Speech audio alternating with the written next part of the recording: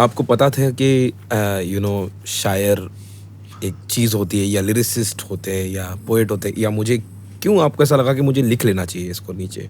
नहीं, I should हाँ, record नहीं, वो डॉक्यूमेंट तो दिस? मैं लिखता था। और क्या होता है कि उस वक्त आपको ये समझ में आता है आपको जाना किस तरफ है ना। जब थोड़ी सी उम्र बढ़ती है और थोड़ा आप मैच्योर होते हैं तो आपको लगता है अगर ये काम करने में मुझे दिल लगता है, मेरा मैं अच्छा महसूस करता हूँ, है ना, तो फिर आप उस तरफ तवज्जो देते हैं, है ना। तो मैं जब कॉलेज में आया, अपने स्कूल से कॉलेज तक पहुंचा, तो यार दोस्तों को मैं कुछ सुनाता रहता था तो उनको अच्छा लगता था। तो शुरू में मुझे लगता था मेरी टांग खिंचाई कर रहे हैं, है ना, अच्छा। कि साले हंसते हैं, मजा कि चलो सईद भाई को बैठा के कुछ टाइम पास करते हैं ना। मगर आपको मालूम पड़ जाता है धीरे धीरे कि नहीं यार ये लोग संजीदा हैं, है ना, ये सुनना चाहते हैं। तो आपकी खुद की डायरी थी? नहीं, मेरी डायरी नहीं थी। आप नहीं ऐसा कुछ हाँ, और मेंटेन ना करते? मेरा कोई टाइमिंग होता है लिखने का, ना मेरी डायरी होती है ना। अच्छा। मैं ट्रेन में बैठ के लिख लेता हूँ, शोर में लिख लेता हूँ। बट लिखते कहाँ हैं आप? कहीं तो आप लिखते नहीं, होंगे ना, लिखते हो या- तब वो तो लिखता हूँ ना घर में। पहले मैं सिगरेट पिया करता था। अच्छा। 15 साल हो गए छोड़ दिया। वाह। तो मैं वो सिगरेट के पैकेट वाइट होता था, हाँ। तो मुझे कुछ याद आता तो उस सिगरेट के पैकेट पे लिख लेता था वो लाइनें, कि ताकि मैं भूलूं नहीं, है ना। अब तो खैर 15 साल हो गए छोड़े हुए सिगरेट, तो मेरी पुरानी सिगरेट के जो खाली डब्बे हैं उनमें आज भी बहुत सारी चीजें लिखी हुई हैं। तो आप घर जाके उसको फिर हाँ, फिर घर के आके उसको डायरी में? हाँ, डायरी में लिखता था। तो जब आपने बोला कि आप कॉलेज गए तो आप अपने फ्रेंड्स को सुनाते थे, तो आपको याद है कब आपने फर्स्ट टाइम अपने कॉलेज में ऐसा किसी को सुनाया, या क्या वो सर्कमस्टांसेस थे? नहीं, एक्चुअली क्या है, मैं आपको जो याद है? जिस क्लास में बैठता था कॉलेज के अंदर, उसकी एक खिड़की थी जी। और खिड़की से बाहर एक बहुत बड़ा मैदान था। ओके। और वहाँ नीम के पेड़ थे बहुत सारे। ओके। है ना।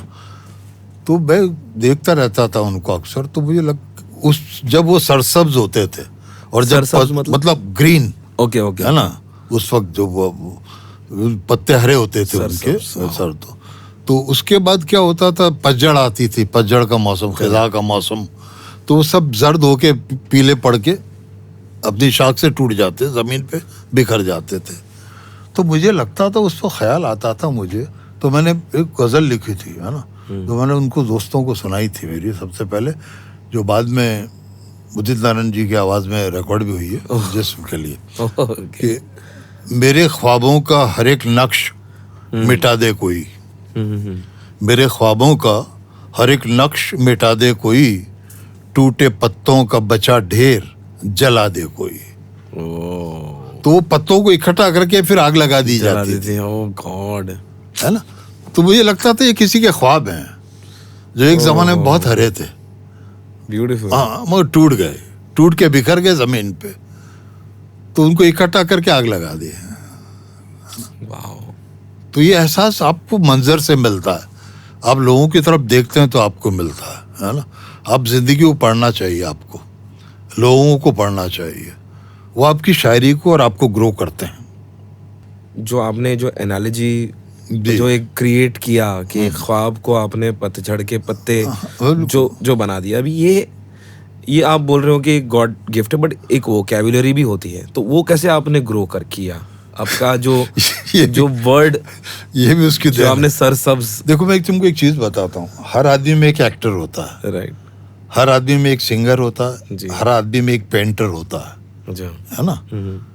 आपको अप्रिशिएट कौन से लोग करते हैं? वो लोग करते हैं जिनके अंदर ये होता है, मगर वो आपकी तरह एक्सप्रेस नहीं कर पाते हैं।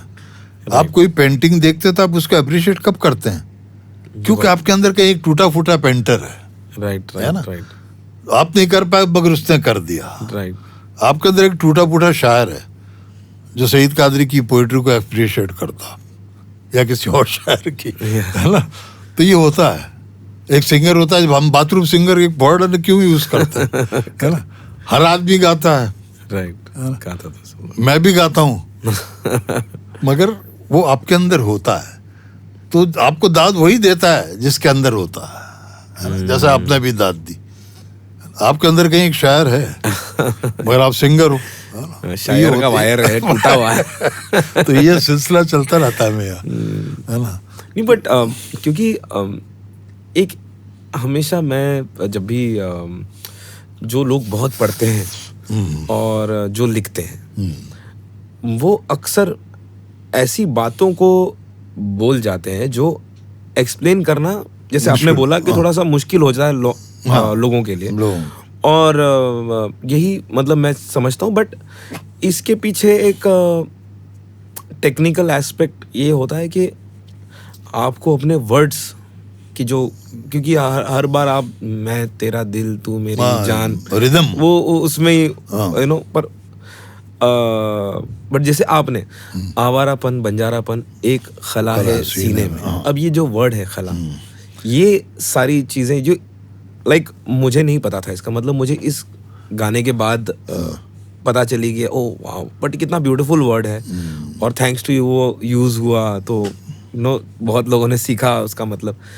तो ये डेवलपमेंट आपने क्यों ऐसा सोचा कि मैं ये वर्ड डालता हूँ, कि नेचुरली था कि आप उर्दू की कुछ ऐसे या उर्दू हिंदी की?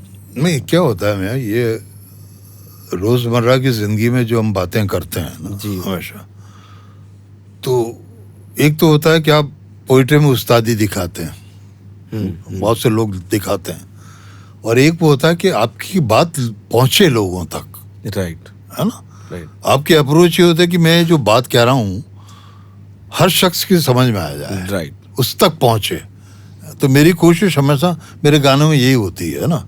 तो जिस गाने का आपने जिक्र किया ना, उस क्या कि मैं जब यहाँ से नाकाम होके लौटा था, राइट, है ना, मैंने 5-6 साल स्ट्रगल किया मुंबई आके। आप कॉलेज से, कॉलेज के बाद यहाँ, कॉलेज के बाद आप इमीडिएटली आ गए? क्योंकि कॉलेज में दोस्तों ने कहा सईद भाई आपको 1-2 साल देने चाहिए। अच्छा, ट्राई करना चाहिए। हाँ, ट्राई करना चाहिए, बाकी तो आप पढ़े लिखे हैं, बाद में तो कुछ भी काम। क्या पढ़ाई कर रहे थे सर? मैं बीए मैंने किया। तो बोले आपको, लिटरेचर, हाँ वहीं पे, तो बोले आपको काम तो मिल ही जाएगा यार उस दौर में, है ना, पर मुझे लगता है कि आपको वहाँ जाना चाहिए, आपका मकाम वहाँ है, दोस्त यार दोस्त कहते थे। तो मैंने एक दिन घर में बात की कि मैं अपना आपको ट्राई करना चाहता हूँ।